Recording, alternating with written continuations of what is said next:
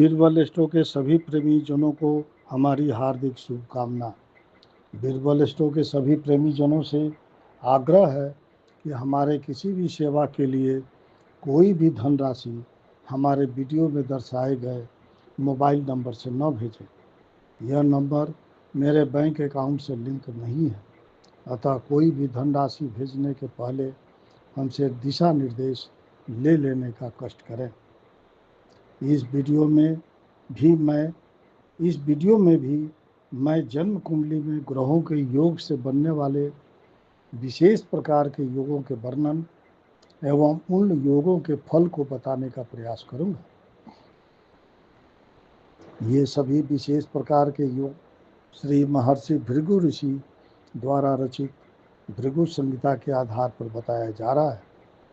कल के वीडियो में मैंने राजमान्य योग के 20 सूत्र का वर्णन किए थे। इस वीडियो में 21वां सूत्र से शुरू कर रहा हूँ। इतना ध्यान रखें कि आज के समय में कोई भी राजा या महाराजा नहीं होते। यहाँ पर राजयोग का वर्णन के अनुसार आज के समय में ऐसे जातक विधायक, MP, मंत्री, राजदूत, राज्यपाल, राष्ट्रपति वगैरह होते हैं, अतः इन्हें ही समझें। 21वां सूत्र, सूर्य, मंगल, गुरु और शनि ये चारों ग्रह अपनी अपनी उच्च राशि में रहते हुए एक दूसरे के सामने केंद्र में बैठे हों तो 4 राजयोग होते हैं। शेष ग्रह कहीं भी बैठे हों। यदि इन्हीं चारों में से 3 ग्रह अपनी उच्च राशि में बैठकर सम्मुख केंद्रवर्ती हों तो 12 राजयोग होते हैं। इस प्रकार ऐसे 16 राजयोग होते हैं। इन्हीं चारों ग्रहों में 2 ग्रह अपनी उच्च राशि में बैठे हुए केंद्र में हो और चंद्रमा कर्क राशि में बैठे हों तो 12 राजयोग और होते हैं। यदि इन्हीं ग्रहों में कोई एक ग्रह उच्च का होकर लग्न में बैठा हो और चंद्रमा कर्क में हो तथा शेष ग्रह कहीं भी बैठे हो तो 4 राजयोग होता है। इस प्रकार ये सब मिलकर कुल 32 राजयोग होते हैं। 22वां राजयोग, जन्म का लग्न मेष, कर्क, तुला अथवा मकर हो तथा इनके पहले नवास में जन्म हो।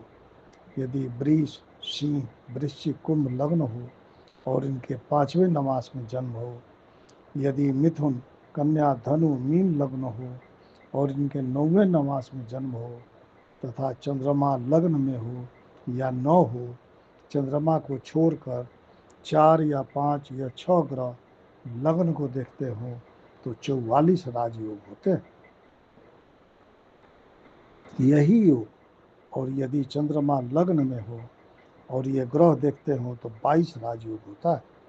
यदि चंद्रमा लग्न में न हो और यही ग्रह देखते हो तो भी 22 राजयोग होता है, परंतु यदि चंद्रमा की दृष्टि इन पर हो तो यह योग भंग हो जाता है।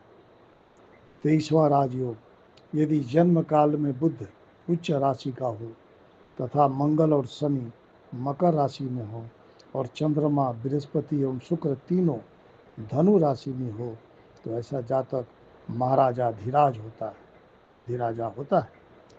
24वां सूत्र, यदि सूर्य सिंह राशि में मंगल मकर में, शनि कुंभ में तथा चंद्रमा मीन में और लग्न भी मीन ही हो तो जातक महाराजा होता है। 25वां सूत्र, यदि मंगल मेष राशि का होकर लग्न में बैठा हो तो जातक राजा होता है।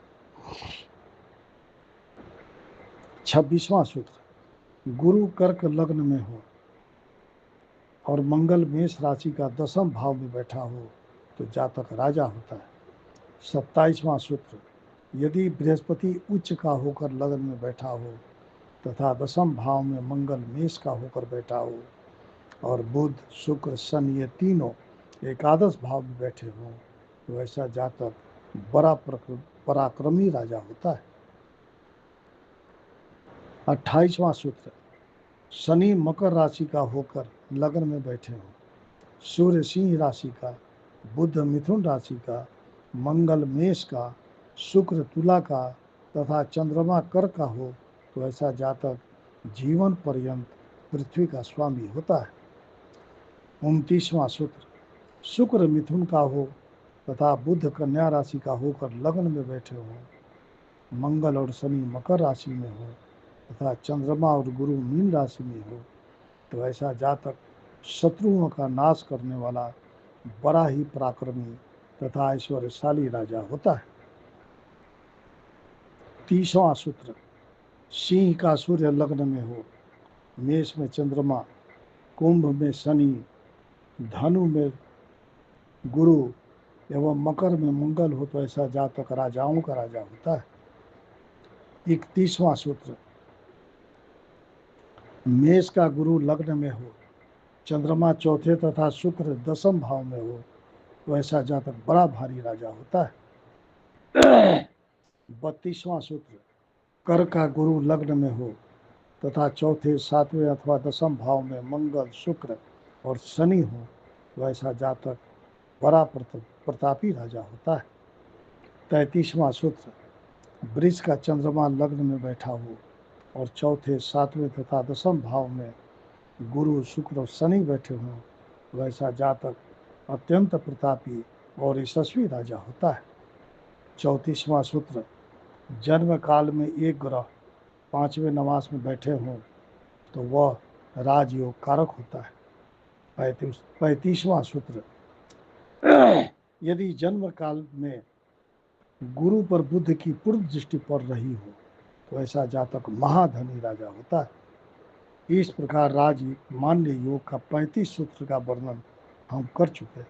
अब हमारे अगले वीडियो में भी इसी योग के कुछ और सूत्र का होगा। आगे शिव शक्ति की जय शिक्षा, जय शिव शक्ति।